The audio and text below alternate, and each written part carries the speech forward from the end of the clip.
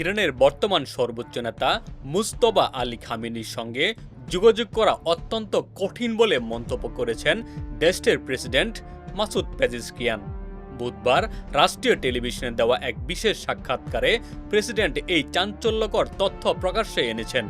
গত ফেব্রুয়ারিতে মার্কিন ও ইসরায়েলি হামলায় তার বাবা আয়াতুল্লাহ আলী খামেনি নিহত হওয়ার পর তিনি দায়িত্ব নেন। তবে দায়িত্ব গ্রহণের পর থেকে তাকে আর কখনোই জনসমক্ষে দেখা যায়নি, যা নানা জল্পনা কল্পনার জন্ম দেয়। প্রেসিডেন্ট পেজেশকিয়ান যোগাযোগের বিষয়টি নিয়ে আর বিস্তারিত কিছু না বলায় অস্পষ্টতা থেকেই গেছে।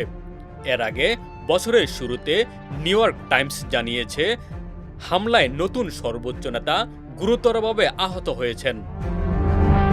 প্রতিবেদন অনুযায়ী মুখ ও ঠোঁট মারাত্মকভাবে পুড়ে যাওয়ায় মুজতবা আলী খামেনির কথা বলতে চরম অসুবিধা হচ্ছিল। তাছাড়া তার একটি হাতে জটিল অস্ত্রোপচার লাগে এবং কৃত্রিম পা সংযোজনের জন্য তিনি অপেক্ষা করছিলেন। যদিও পরবর্তী সময়ে মে মাসে ইরান দাবি করেছিল যে তার কানের পেছনে সামান্য আঘাত ছাড়া বড় কিছুই হয়নি। দীর্ঘদিন জনসমক্ষে না আসায় এবং প্রেসিডেন্টের এমন মন্তব্যে আন্তর্জাতিক অঙ্গনে নতুন প্রশ্ন দেখা দিয়েছে।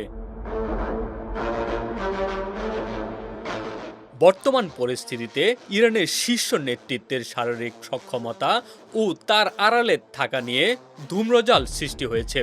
দেশটির শীর্ষ কর্মকর্তাদের পরস্পর বিরোধী মন্তব্য মুজতবা খামেনির প্রকৃত শারীরিক পরিস্থিতি নিয়ে ধোঁয়াশা আরও বাড়িয়েছে। মধ্যপ্রাচ্যের বর্তমান প্রেক্ষাপটে ইরানের সর্বোচ্চ নেতার এই অনুপস্থিতি অত্যন্ত গুরুত্বপূর্ণ এক মোড় তৈরি করেছে। সব মিলিয়ে সর্বোচ্চ নেতার শারীরিক অবস্থা এবং দেশ পরিচালনায় তার ভূমিকা নিয়ে গভীর উদ্বেগ ছড়িয়ে পড়েছে। ডেস্ক রিপোর্ট, বাংলা বাজার পত্রিকা।